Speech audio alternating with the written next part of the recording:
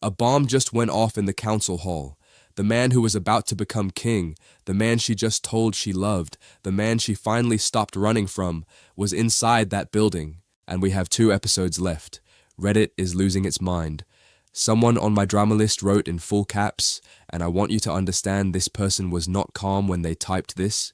I did not survive 10 episodes of noble idiocy and a fake marriage just to watch this man get blown up. The top reply was just, I am going to lie down on the floor and think about my life choices. Same. Genuinely same. This is your perfect crown recap, episodes 1 through 10. And before we get into it, I need you to understand something. This show started as a business deal. A woman who wanted a title, a prince who needed a distraction, a contract. 3 years. Clean exit. No feelings. It did not stay that way. By episode 10, she is on her knees begging her father to please, please save him.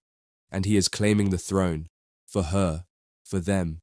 For the nephew he has been quietly protecting since the night his brother died in a fire. And Sung-won, that patient, smiling, I planned this 20 years ago man, is standing in a palace corridor looking proud of himself after a bomb goes off in a building full of people. So pull up a chair. Get your snacks.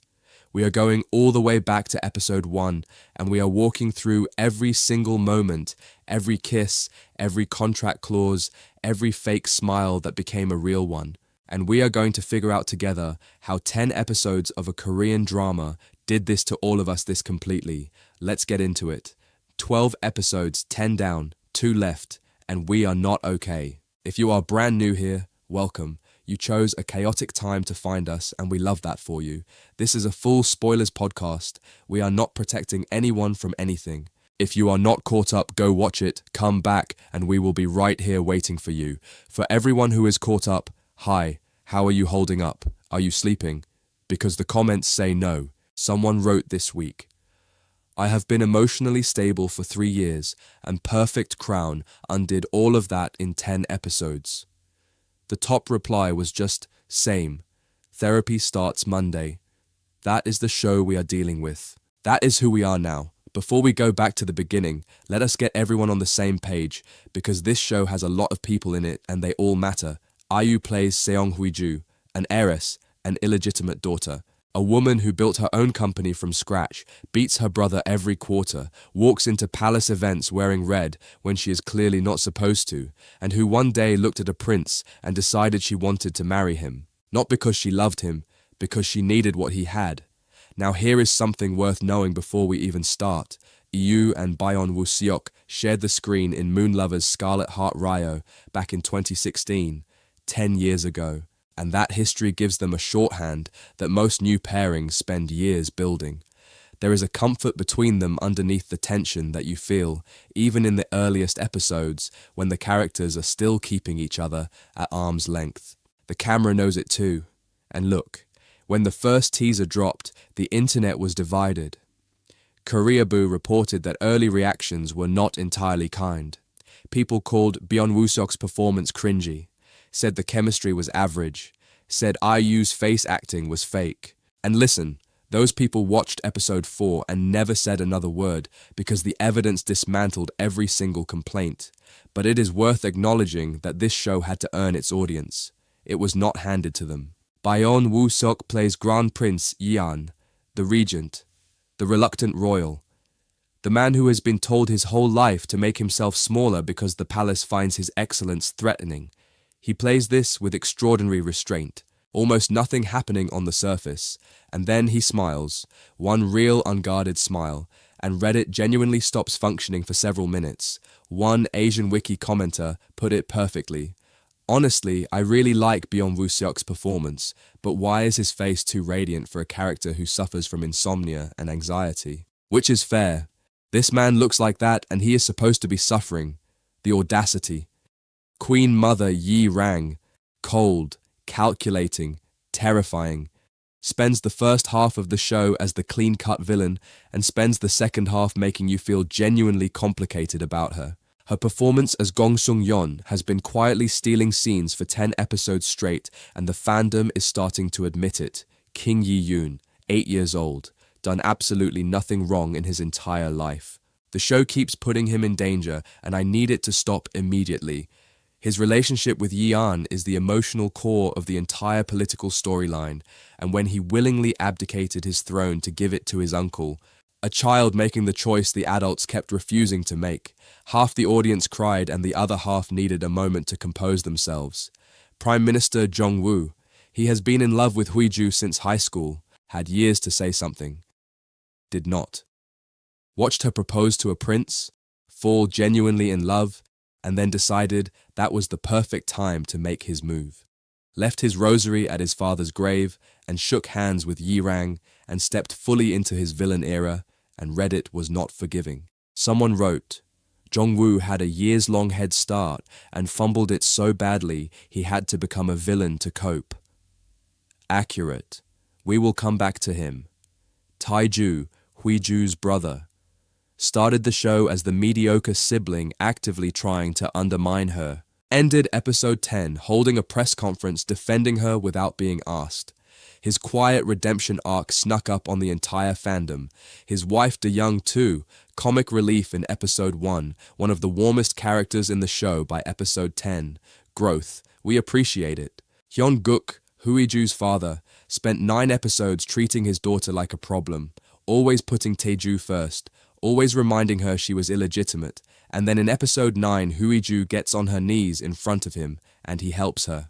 We have not fully forgiven him, but we are watching. Hee-jung and Choi-hyun, the secretaries, the backbone, the two people actually keeping this entire operation running while their bosses spiral into feelings neither of them will acknowledge. Hee-jung is Hui-ju's right hand, stressed, loyal, falling for Choi-hyun while refusing to say so out loud. Choi-hyun is Yi-an's guard, stoic, quietly hilarious, completely gone for Hae-jung in a way that is obvious to literally everyone except her. Their subplot deserves its own show, and I will not take questions on this. And Sung-won, Yi-rang's father, the most patient and dangerous man in any room he enters. He does not panic, he does not react, he simply executes. The car tampering, the dead mechanic, the poisoned goblet, the bomb, every single escalation in this show traces back to him, and he is always standing somewhere nearby looking completely reasonable. He was never keeping the peace, he was managing everyone in it. So that is your cast, that is your battlefield, a prince who never wanted the crown, a woman who only wanted a title, a queen mother who may be a villain or a tragedy or both simultaneously, a child king who gave up his throne for the uncle who always protected him, a prime minister who chose the wrong side, a grandfather willing to blow up a building, and 2 secretaries falling in love in the margins of all of it. Now let's go back to the beginning. Seong Hui-ju walks into the crown prince's birthday banquet wearing red. Pause. Red in a palace setting is traditionally reserved for royalty. She is not royalty. She knows she is not royalty. She wore it anyway, and had her team flooding social media about it before she even sat down for dinner. That is your introduction to this woman. That single moment tells you everything. She is the second daughter of Castle Group, one of the most powerful conglomerates in the country. She built Castle Beauty from scratch. She beats her brother's division every single quarter. By every measurable standard, she is exceptional. And yet she is classified as a commoner, because she was born out of wedlock, because her father had an affair and she is the result of it. And in this version of Korea, where lineage still determines social standing, that one word, illegitimate, follows her into every room she enters. She cannot outwork it. She cannot outperform it. She cannot buy her way out of it. She has tried all 3, so what does Hui-ju do? She decides to marry it away. She targets Grand Prince Yi-an, the regent, the bloodline, the title, and walks into his private residence and proposes. Calm, prepared, list of qualifications ready, completely unashamed. This is the moment the fandom lost it for the first time, because we are so used to the female lead in a contract marriage being the one who gets proposed to, desperate, powerless, no real choice. Hui-ju flipped the entire format.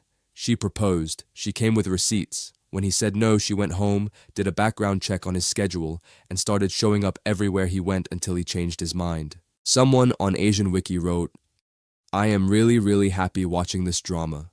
Hui-ju and Byeon Woo-seok are perfect together. Seeing them on screen makes me laugh, smile, and even fall in love with their chemistry.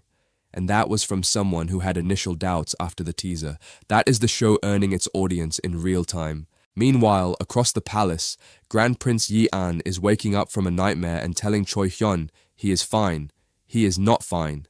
Yi-an has the blood, the title, and is effectively running the country as regent for an 8-year-old, and he has spent his entire life being told to make himself smaller. His father changed his royal title twice because Yi-an kept being too capable, too present, too loved by the public. His brother was warned not to let him overshadow the crown. Yi-rang fears him not because he is trying to be a threat, but because he simply is one, by nature without effort. So he learned to be still, cold, to let everything wash over him. Underneath all of that stillness, he is furious. He is grieving his brother who died in a fire 3 years before the show begins. He has nightmares. He cannot eat what he wants, go where he wants, support a sports team without it becoming a political statement. He is a man in a gilded cage being told the cage is for his own good, and this is where Sung-won enters quietly, because we cannot talk about Yi-an's world without acknowledging the man who has been shaping it. Sung-won appears in the very first episode, pulling Yi-rang aside and warning her to handle Yi-an carefully, telling her to be patient, reminding her that the regent is beloved. He sounds like wisdom. By episode 10, you understand that every single thing he said in those early scenes was strategy. He was never managing Yi-rang's emotions. He was managing his own timeline. Yi-an says no to Hui-ju's proposal. She goes home. She thinks about it. She comes back. For days she appears everywhere he goes. She helps him when he falls ill during a fever, calls her private doctor, puts herself on the record as the patient to protect him, asks nothing in return. And that is the actual moment. Not the proposal, not the persistence. That one quiet, unprompted act of care from a woman who keeps insisting this is only business. Yi-rang shows up at the hotel and sees them together. A scandal breaks. The media decides Hui-ju must be pregnant because there was a doctor present. The palace is a fishbowl and everyone is watching through the glass. Yi-an takes her to his private residence, apologizes, asks what she wants, and she tells him the truth, all of it. The brother who gets handed things she built, the father who overlooks her, the board that treats her talent like an inconvenience. She wants his title. She wants status that cannot be revoked. And then she tells him she knows he deliberately lost the archery competition in high school. He goes quiet. He lost on purpose, so he would not outshine the other students, so the palace would not feel threatened. This woman looked at a moment from his past he thought was invisible and saw it clearly, a man making himself smaller to keep everyone else comfortable. She named it without cruelty. Just, I see you. For a man who has spent his whole life performing smallness, being truly seen like that is devastating. He says yes. He warns her to be prepared to go against the whole nation. She does not blink. Here is the thing about these two that the fandom picked up on even before they fully loved the show. They are the same person on opposite sides of the same wall. She has been forced to shine twice as bright just to be seen. He has always been forced to dim his shine so as not to overshadow others. Put those two people in a room and something is going to catch fire. Something did. She did not want love. She wanted leverage. So why, from the moment he says yes, are we already nervous for her? Because Hui-ju built a wall so high she cannot see over it anymore, and Yi-an, quiet, still, watchful, already slightly charmed and absolutely refusing to admit it, is already looking for the door in that wall. The contract says 3 years, clean exit, no feelings. The show is going to spend 10 episodes making both of those things completely untrue. So they have a deal. The country is watching. Yi-an helps her out of the car in front of every camera pointed at them, and the answer is already out there before anyone says a word. Commoner captures the heart of the Grand Prince. The palace PR machine spins it before breakfast, and Hui-ju goes to work the very next morning in the same outfit she wore into the palace the night before, on purpose, so everyone would know she slept there. Hae-jung is spiraling. Hui-ju is reading comments, good ones and cruel ones, with the same calm energy she brings to a business meeting. She is completely in control, or so she thinks, because something starts happening that neither of them planned for. He starts showing up, not in the public, we need to be seen together way, in the quiet, personal, I heard something was wrong way. She gets egged by 4 high school girls in a parking lot because being associated with royalty makes you a target and nobody put that in the contract, and she handles it with ice-cold composure, sends them on their way, goes home, and her father is waiting. Hyun-guk does not show up to check on his daughter after she was publicly attacked. He shows up to accuse her. He blames her for his wife's death, for existing, for being the proof of his affair that his legitimate family could not survive knowing about. He calls her greedy for wanting equal treatment. Hui-ju absorbs it, warns him not to push her too far, holds herself together until she is alone. Yi-an calls. He hears it in her voice. Something is off, and instead of filing it under not my problem, he stops at a Subway sandwich shop, the grand prince of the realm, stops at a franchise, buys sandwiches, and shows up at her door. She opens it, sees him standing there, and something in her face changes before she lets him in. They eat, they talk. He watches her come back to herself and he is quietly, visibly relieved. He will tell you, he tells her, that he needs to act infatuated, that the public needs to buy the romance, that it is all part of the plan. But he said this while leaning close enough that she had to crane her neck to look at him, smiling in a way that Choi Hyun has probably never witnessed in years of working for this man. The plan. Sure. Absolutely. Then, he gives her the hopai. A hopai is a traditional identification tag. He gives her his privately, quietly. When she asks if it will summon a dragon, he tells her it will summon him when she is afraid. He gave her a direct line to him. No staff, no protocol, no waiting, just him. The comment sections called this the moment the show stopped pretending. The private residence staff were already fully on their side and hoping they would figure it out before the audience had to watch 12 episodes of obliviousness. The fandom shared that sentiment at considerable volume. Yi-rang does not sit still through any of this. She feigns sickness to delay wedding announcements. Royal celebrations cannot be announced while an elderly royal is unwell, and she knows this precisely. She sends court lady Jin-suk to train Hui-ju in royal protocol. Jin-suk is strict, formal, and deeply unimpressed. Hui-ju responds by teaching her Pilates and giving her a massage until the woman is, as the recap put it, completely turned into a patty. Yi-an arrives to find his terrifyingly formal court lady defeated by his fiancée and has to quietly rescue everyone from the situation. But behind the comedy, Yi-rang is building something. She has Hui-ju accused of lurking near restricted palace areas on the night of the fire. She sends men in suits to take her in for questioning, and she times it during the royal ancestral rites when Yi-an cannot be reached.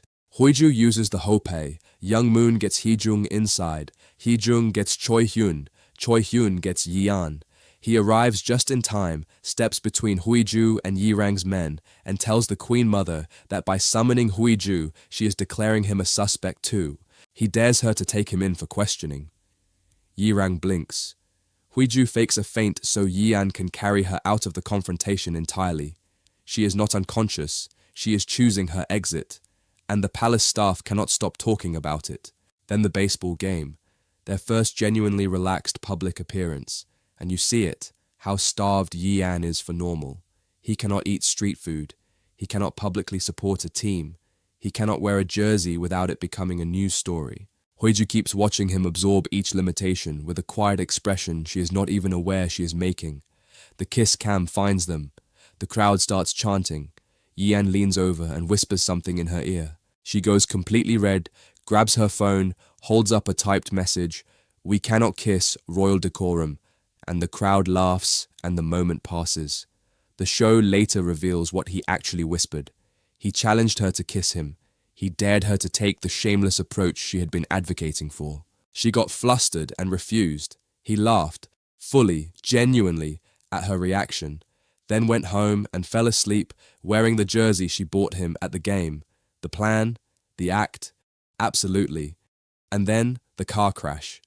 This is where everything shifts permanently. King Yi-yoon, 8 years old, innocent, just wanted a ride in Hui-ju's incredible sports car, is in the passenger seat when the brakes fail and the car begins to accelerate on its own. Hui-ju does everything she can to control it. She steers toward the bridge railing to try to reduce impact, and then Yi-an's car appears in front of hers. He positions himself deliberately to take the hit.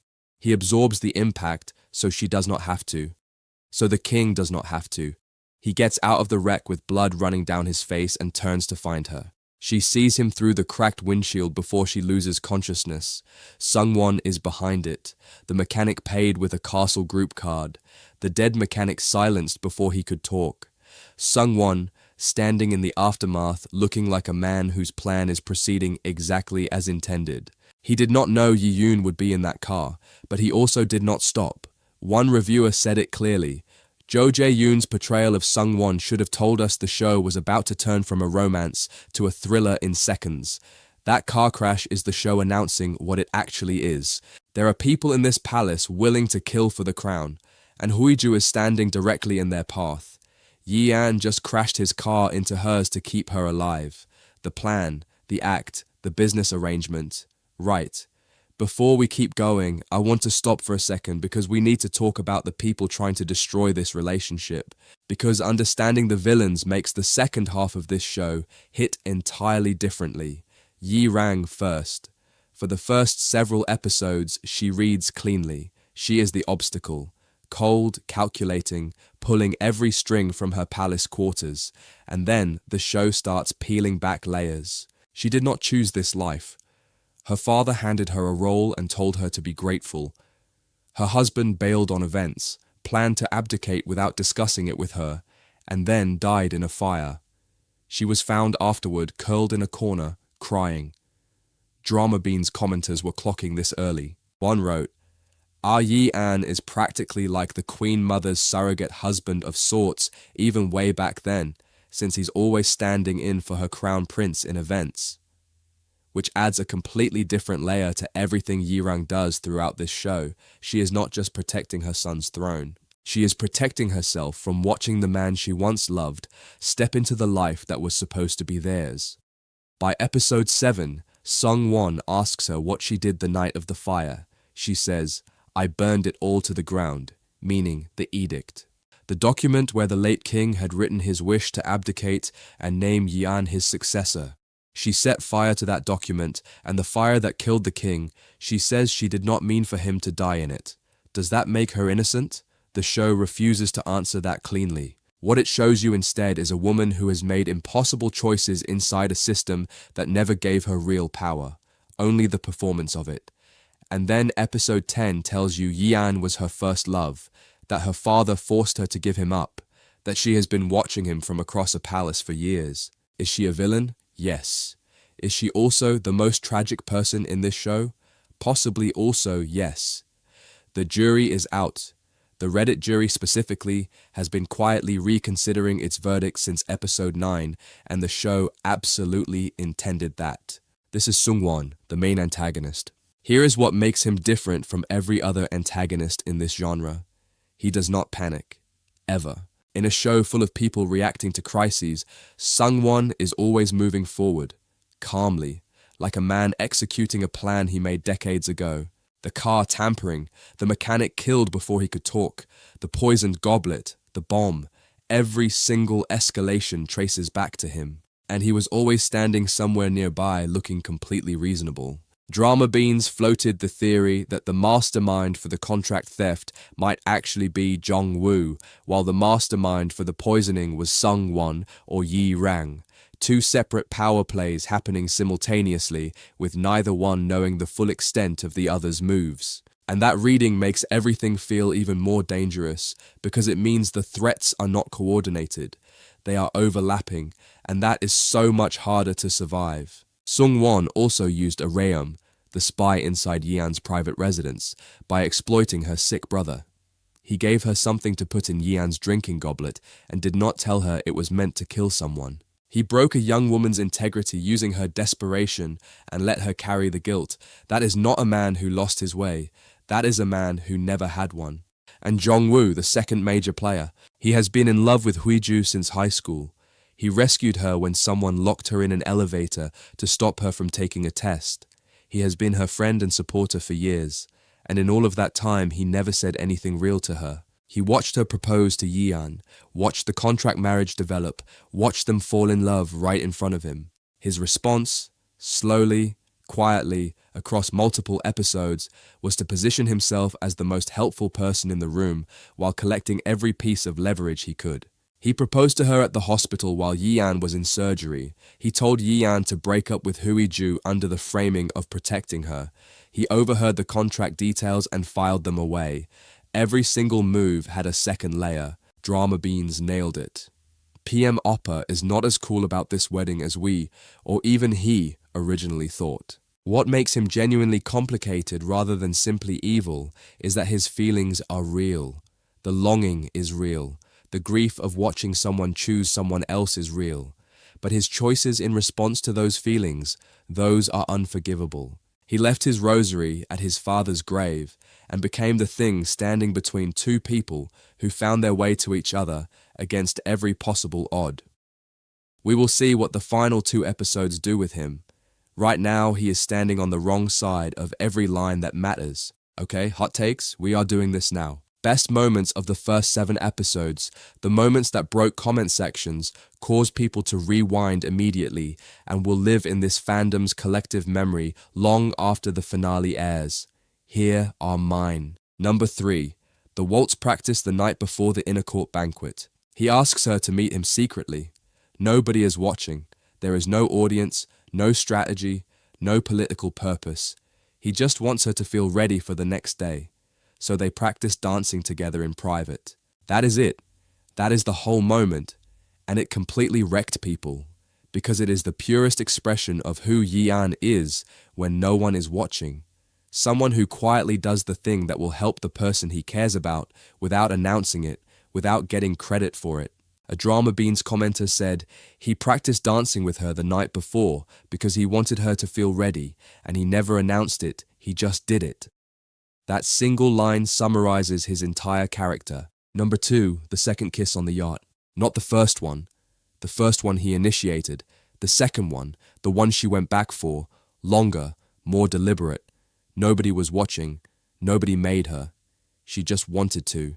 Drama Beans described it as a near fall that ends with a kiss that neither of them pretends was accidental. And the comment section's response, wholly exploding ovaries Batman, remains the most accurate critical analysis of that scene ever committed to text. The second kiss matters more than the first because the first could still technically be explained away. The second one cannot. She chose it, fully, knowingly. And then the very next morning she went to church to ask a priest for an exorcism because she could not stop thinking about it. Which is genuinely the most relatable response to unexpected feelings in the history of this genre. Number 1. The Subway sandwiches. I will not be taking arguments. The Grand Prince of the Realm stopping at a franchise sandwich shop because he heard something in her voice and decided it was unacceptable to let her sit with whatever was wrong. That is the moment. That is when the show put its cards on the table.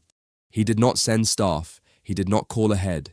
He went himself, with sandwiches, stood at her door, and waited. Everything after that moment is just the show catching up to what that scene already told us. Feel free to fight me in the comments. I will see you there. She woke up in the hospital and he was already gone.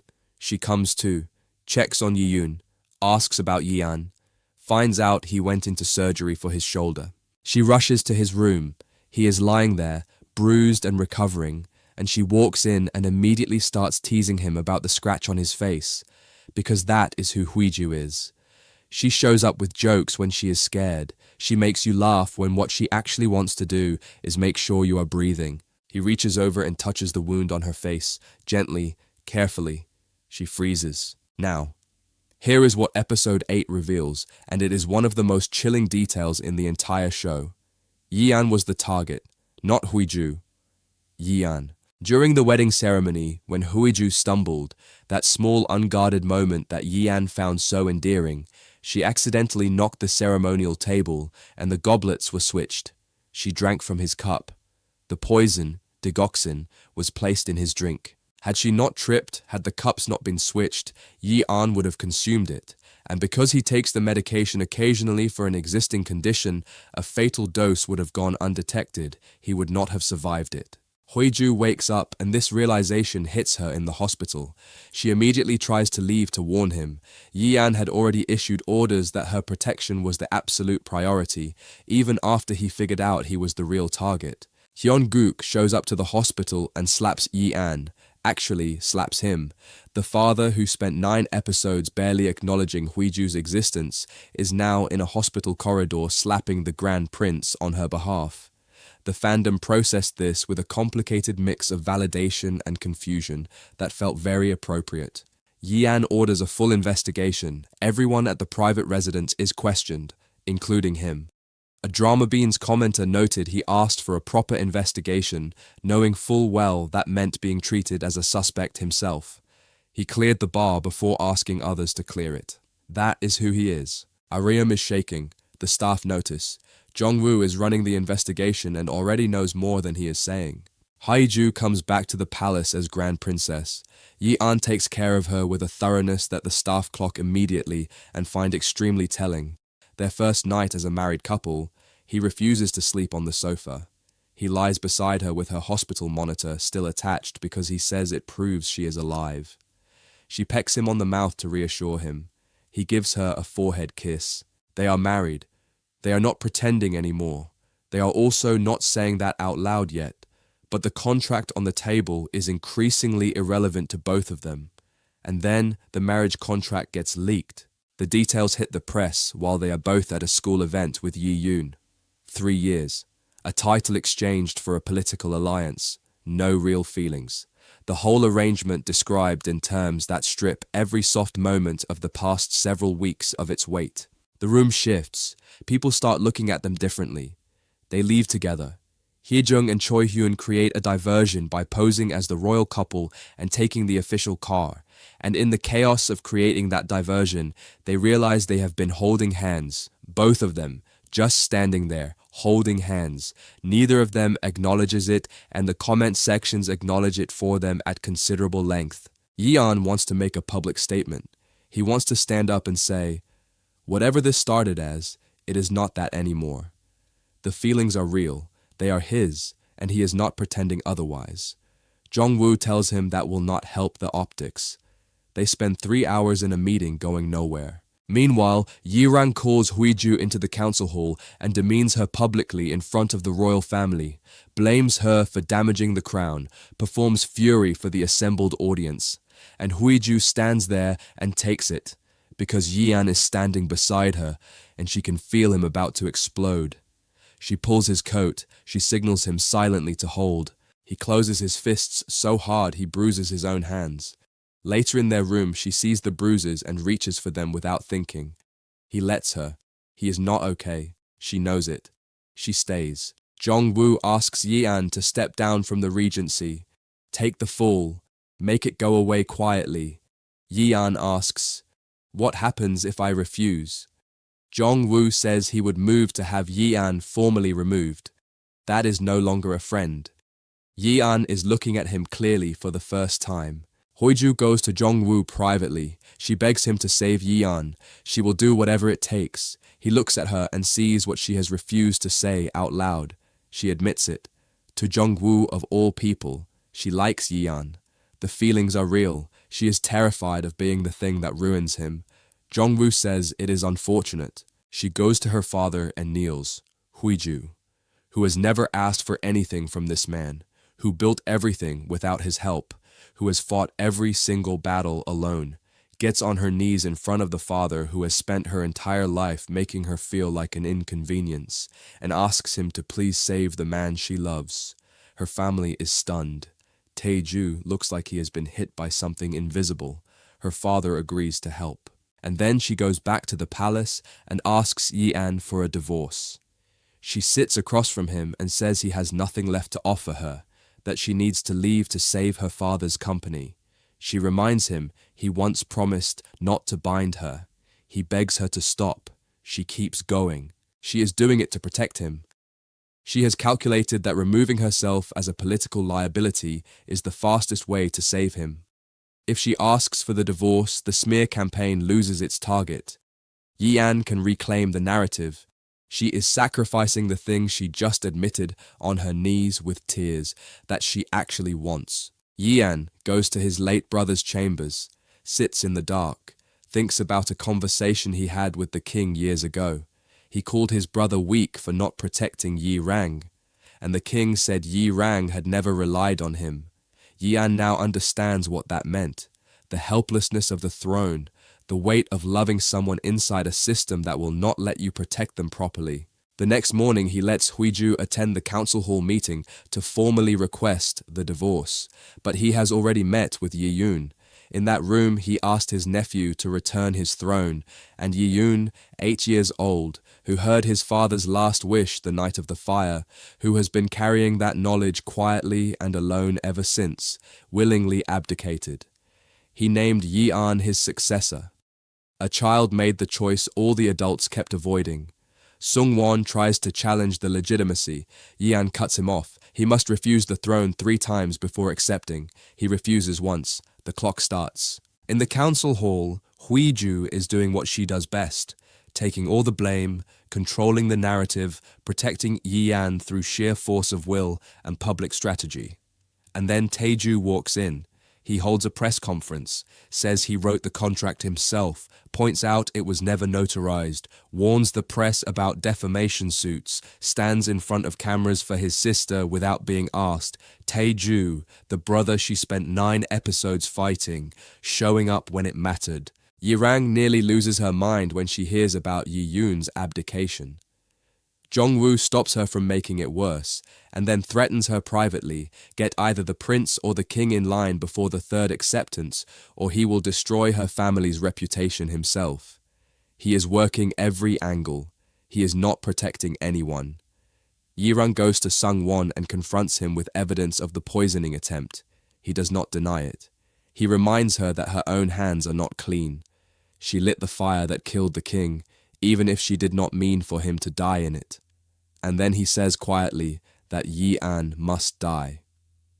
Yi-rang stares at her father, and you watch her understand, maybe for the first time, exactly who she has been protecting all these years, what her loyalty to him has actually cost, what it is still going to cost if she does not make a different choice. Yi-an finds Sung-won in the palace threatening Yi-yoon directly.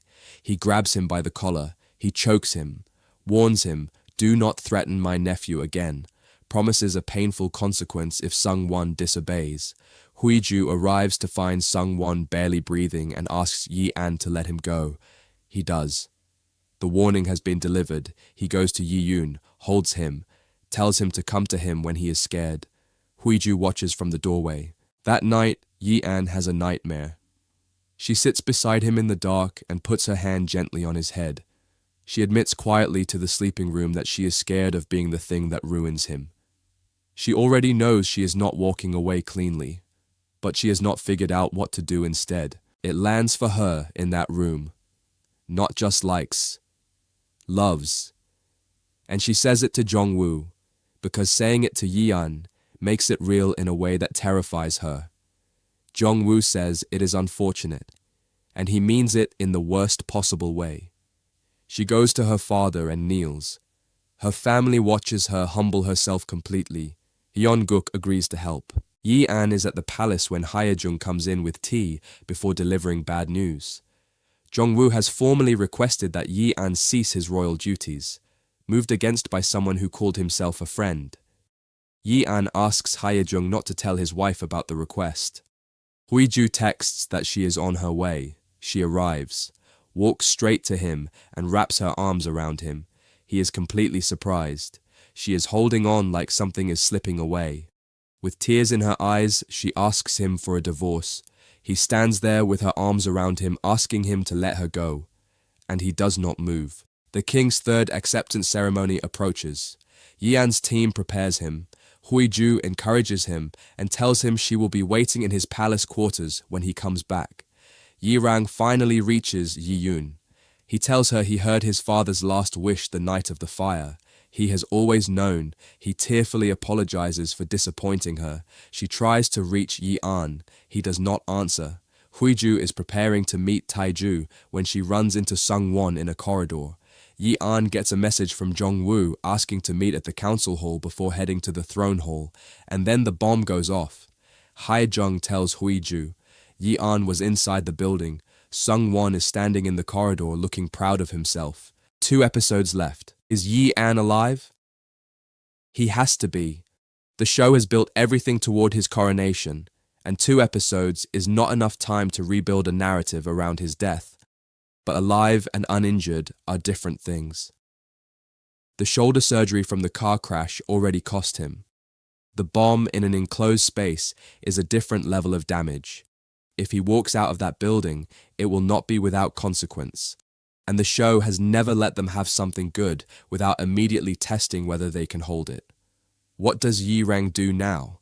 This is the one that is genuinely unpredictable. She knows Sung-won ordered the poisoning attempt. She knows he tried to kill Yi-an. She knows her own hands are not entirely clean, but she also knows there is a line she did not choose to cross. Does she protect her father one last time? Or does she finally decide that enough is enough? The show has been building her toward a choice for 10 episodes. The finale is where she has to make it. And whatever she chooses is going to determine whether she ends this story as a villain or something more complicated. What happens to Jong-woo? He left his rosary at his father's grave. He shook hands with Yi-rang. He sent Yi-an into that building. Whether the bomb was his plan, or Sung-won's plan, or a convergence of both, Jong-woo put Yi-an in that corridor. The show has to reckon with that. There is a version where he pulls back at the last moment, where he tries to undo what he set in motion. There is also a version where the show simply lets him be what he chose to be. Either way, his arc ends in the finale, and the fandom is not feeling forgiving. Does Yi-yoon keep the abdication? He made the choice freely. He was not manipulated into it. He understood exactly what his father had wanted and decided to honor it. But a child king reversing an abdication under pressure from his mother and her father's faction is not outside the realm of possibility for this show. The question is whether Yi-yoon has the support around him to hold that choice if he needs to defend it. And the big one, the contract said 3 years, clean exit, no feelings. She asked for a divorce to protect him, and he did not let go. He told her he would divorce her when the time came, and then admitted he liked her, and then fell asleep wearing her jersey, and then crashed his car into hers. The contract has been irrelevant for at least 5 episodes, but irrelevant on paper and formally dissolved are different things. With 2 episodes left and a bomb in the room, do they actually get the ending the contract said they could never have? Here is what I think. The show has been too careful with these two. Too deliberate about how it builds their intimacy to end it in tragedy. This is not that kind of story, but it is the kind of story that makes you pay for every moment of happiness before it lets you keep it. They are going to earn this ending, both of them, loudly and at some cost, and then they are going to get it. She is running toward the smoke right now. That is the last image the show gives us before it cuts. Hui-ju running toward whatever is left of that building, because that is who she is. She does not run from danger when the thing she loves is in the middle of it. He crashed his car in front of hers. She is running into his fire. They started with a contract. 3 years, clean exit, no feelings, 2 episodes left. We do not know if he is okay. We do not know what Yi-rang chooses. We do not know if Jong-woo finds his way back from the line he crossed, or if the show decides he does not deserve to. What we know is that Hui-ju is running, and Yi-an, wherever he is in that wreckage, had better be breathing when she gets there. We will be back for the finale recap. Subscribe so you do not miss it. Leave us a comment telling us your theories, and try to sleep before the finale airs. You won't, but try.